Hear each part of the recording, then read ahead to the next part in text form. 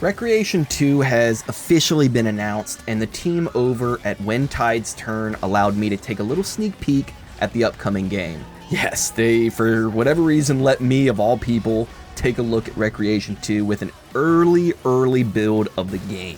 None of the footage I'm showing today is from my personal capture. This is all going to be B-roll today, but I'm going to give my opinion of the game based on the build and based on what I expect and what we expect to see going forward.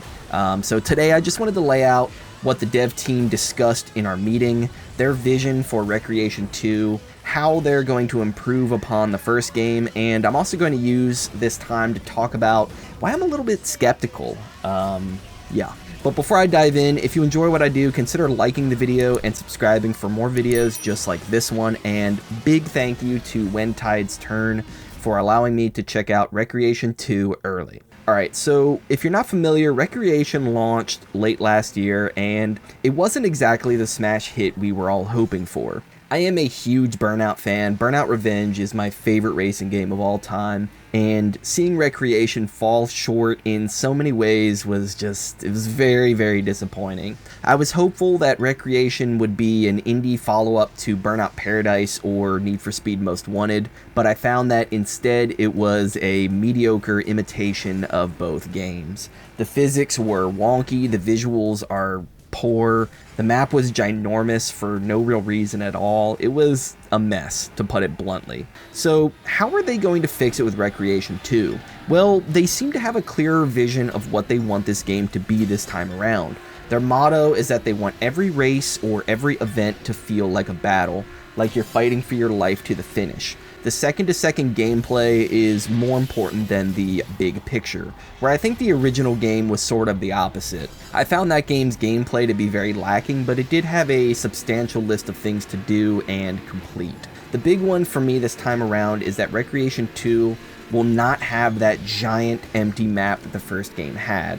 They're much more focused on this urban environment this time around, and that allows them to put more destructible assets and props in the level to help kinda, make it feel less empty. The build we played was just a small part of a bigger map, but they've promised multiple urban districts, docklands, highways, backroads, and an airport. Another issue I had with the original game's map was that the crashes did not feel very impactful. Shoving a car off the road into a grass patch could result in a takedown. It was just very safe, it felt like a cop-out. Whereas by moving the majority of the gameplay into an urban environment, we have objects to crash into. We have fences and bus stations and buildings and all kinds of things. So it makes the crashes feel more natural, more earned, more satisfying. They've also added more destructibility to the cars, which again was a big complaint in the first game. Each car this time around has crumple zones. So you have, the front can get pushed in, the rear can get pushed in. And that is in addition to the pieces that fly off the body, like the trunk lid and the hood, and the wheels can fly off. They're planning to have 25 total cars in the final released game, with each car having 3 different stages or levels or tiers or whatever you want to call it. Think of these like preset upgrade packs that change their appearance and their handling and their speed and all that good stuff. In the preview build, we were given 2 cars, each with the 3 different upgrade tiers. One car was primarily a race car, and the other was more so for the combat event types. And I imagine there'll be more car types or whatever you want to call them in the final game. Speaking of the modes, we have the usual suspect like the races and the road rages, but they're also talking about adding black spots. I'm not sure what that is, but they're also talking about eliminator, which was each lap one person got knocked off until there was only one left at the end. They're also talking about pursuits, which I don't think have been in a Burnout game since Burnout 2. I think I could be wrong on that. Editor, correct that if I'm wrong. And Marked Man. Marked Man was probably the best mode in Burnout Paradise. Basically, it's kind of like an eliminator, but you're the guy that they're trying to eliminate. So the AI is just totally crushing you, crashing into you, trying to get you to wreck out, and you're just trying to get to a certain place in a time limit, I think. It's been a little bit. So I'm really stoked to see how aggressive the AI is in the full game, because that really could make or break the entire mode. In Burnout Paradise, they were very aggressive and very fun, very challenging, so I'm hoping we get somewhere in that range.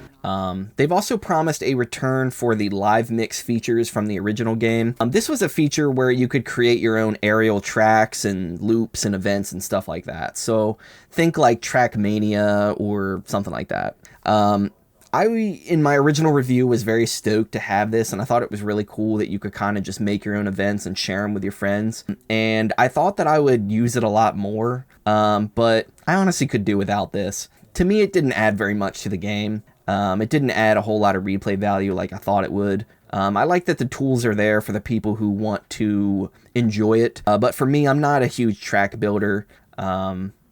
It's just not really my thing. So I would like to see easier ways to share tracks with other people online, maybe random people that aren't your friends. That is something I do like to do. I do like to download other people's tracks and try them out, especially when they try to make something crazy or maybe they try to recreate a real track. So that's something I would like to see in Wreckreation 2.